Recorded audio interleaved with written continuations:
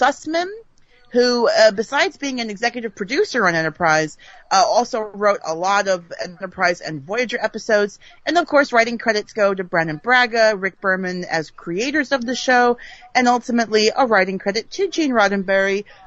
Patron saint. Of course, patron saint of Star Trek. All hail Saint Gene. We have our cast of regular characters, but just, flipped in the Mirror universe. We've got Scott Bakula as Archer, John Billingsley as Dr. Phlox, Jolene Blaylock as T'Pol, Dominic Keating as Malcolm Reed, Anthony Montgomery as Mayweather, Linda Park as Hoshi Sato, Connor Trinier as Trip Tucker, and Vaughn Armstrong as Captain Maximilian Forrest. What a name. I had a friend who named her son Maximilian. That's a great name. Mm-hmm. I love that name. Anyway, it was pretty great. You could just call your kid Max for short, but then if you want to be fancy, mm-hmm. it's Maximilian. Right. That's or if they're in trouble. Yes, or if they're in trouble. Maximilian Forrest, you get your butt in here right now, mister. Yeah, exactly. So our episode opens up on April 5th, 2063, which every good Star Trek fan should know is First Contact Day. This is where the Vulcans landed at Bozeman, Montana. Here we get some... I didn't know that it was Bozeman, Montana. Yes, very specifically Bozeman, Montana. Me and Rebecca have a friend that lives there. Leo, that's where he lives. That's incredible. Yes, so when First Contact happens, he'll be the first to know. Yeah, so in 43 years, when First Contact happens, we'll know somebody who's there. There you go. I'll be 81. Yeah.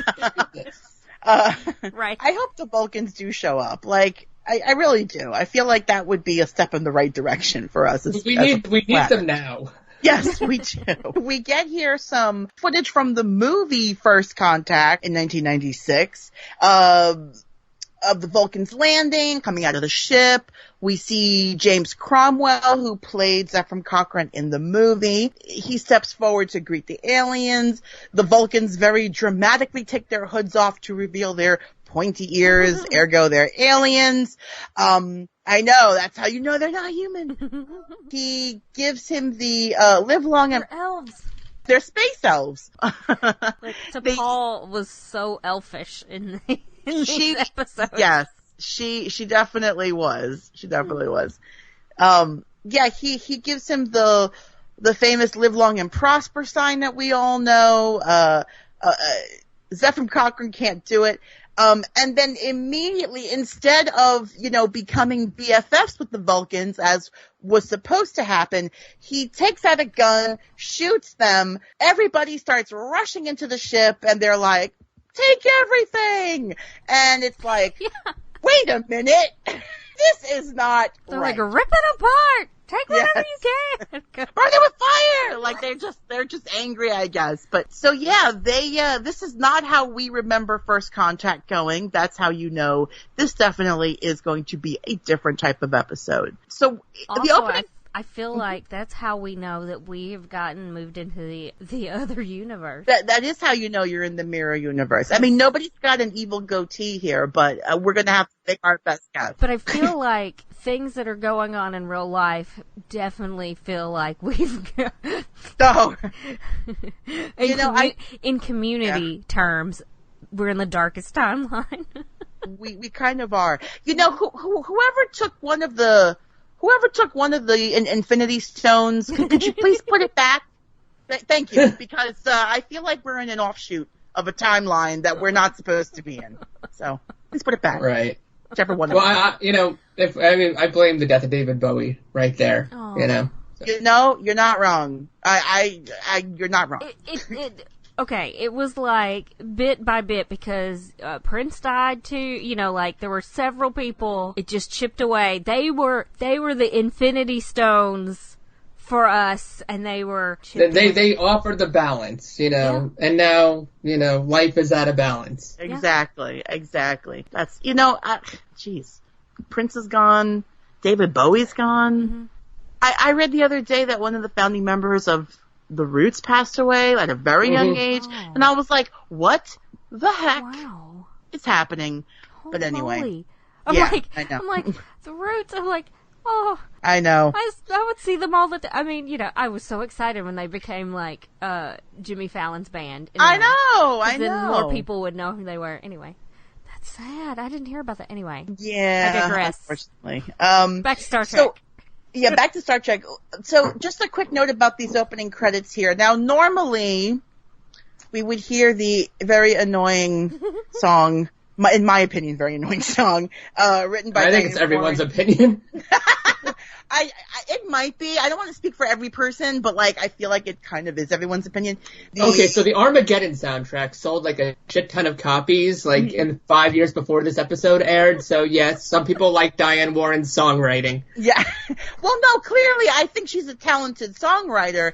It's odd to me to have lyrics for a Star Trek show. That's all. It's just a little odd to me. That Aerosmith song was probably still on medium rotation in 5 years, because that's kind of how the early 2000s, the late 90s, early 2000s were. Accurate, yes. Mm-hmm. I will say, apparently Gene Roddenberry actually wrote lyrics to the Star Trek theme. You can look them up. Yes. Is true. He did so that he would have, he did it for not a very nice reason, but he did it so that the person who wrote the melody could not claim 100% of the rights. Right, I saw that. 50% of the rights to get 50% of the... Yeah, not very nice. St. Gene, not terribly saintly sometimes, but he did create a very nice universe that... That was the goateed.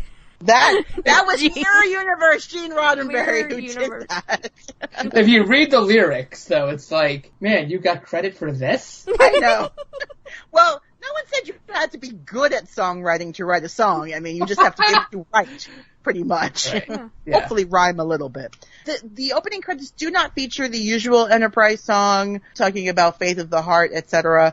Instead, it's all instrumental, and it features just scenes of violence and war, and the rise of the Terran Empire, very different than the usual Enterprise opening. This is also the season where they added Star Trek before Enterprise. Before this, it was really just called Enterprise. Oh. The problem was that the like Star Trek fans felt like this show was so far off from Star Trek that they weren't watching it because there were people apparently who didn't realize it was part of Star Trek. So they added Star Trek Enterprise in the hopes of drawing more of the fan base in. Certainly doesn't sound familiar that people were saying it was so off from Star Trek. Oh, yeah, I know. Listen, we haven't even seen Lower Decks yet, and we've already got people complaining, this is not Star Trek! And I'm like, dude, I mean, you haven't even seen it yet. You've just seen a trailer. You've seen some images. Like, at least watch an episode before you decide if you think it's Star Trek or not. Like, right.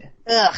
And I say this all the time, the Star Trek franchise has to grow. You have to let it develop into different ways. If you don't, you're just going to stagnate and end up with the same stories over and over and over again. I mean, do you really want to watch another show with, live action actors who are going where no one has boldly gone before, and then the holodeck goes haywire, and then the Romulans show up, and then Q shows up? Don't get me wrong, I love all of those things about TNG, but I'm excited about a show that's animated with an adult sense of humor.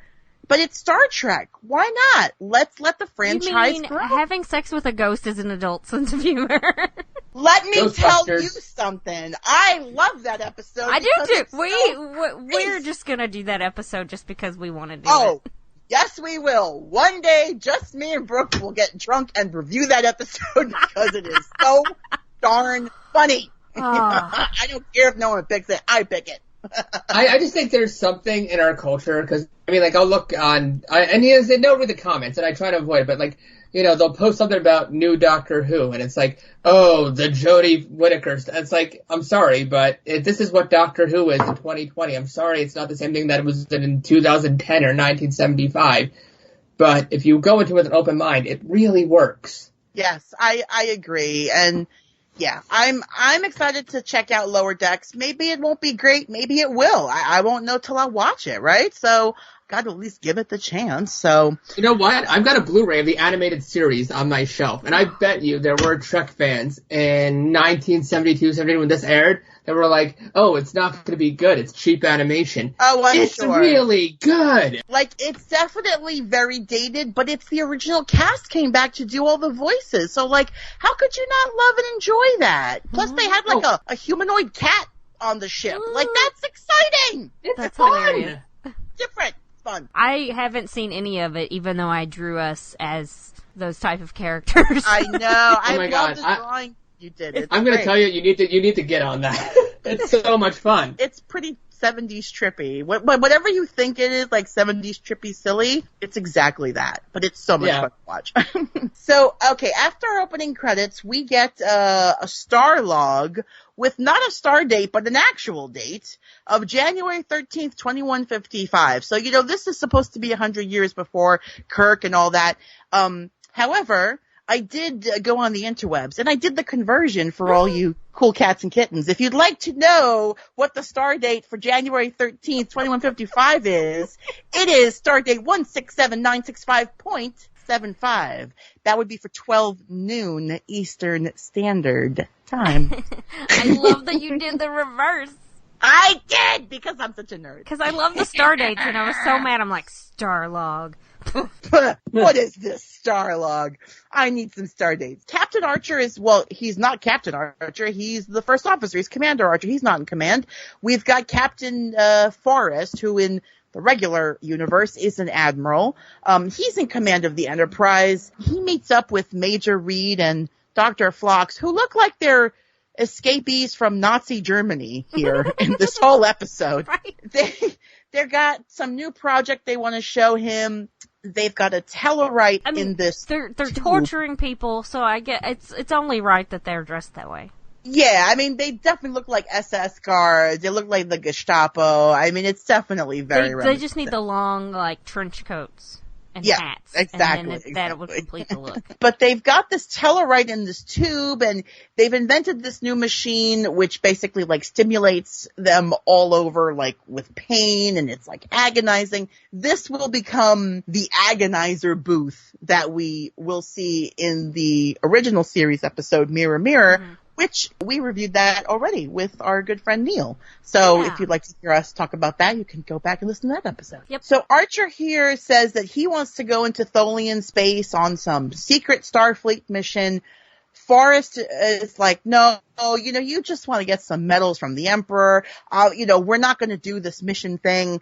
You know, Archer and him kind of go back and forth, but then finally Forrest tells him, you know, you can go back to the bridge or you can, you know, take that Tellarite's place in the booth.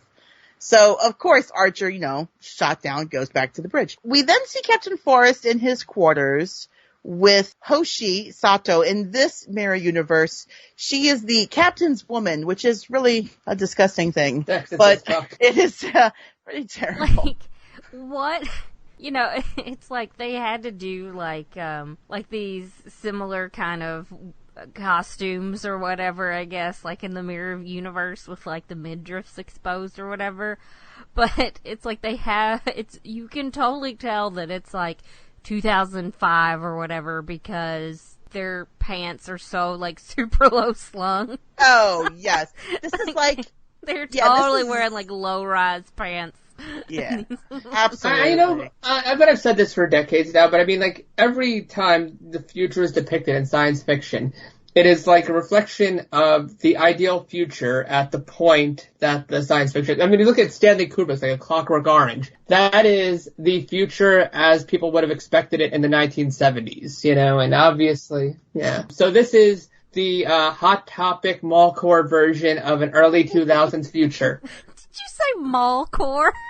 I've been using that term for 20 years. That's amazing. I have a trademark on that. The Lincoln Parks. Okay, the check is in the mail for you. Thank you. That's great.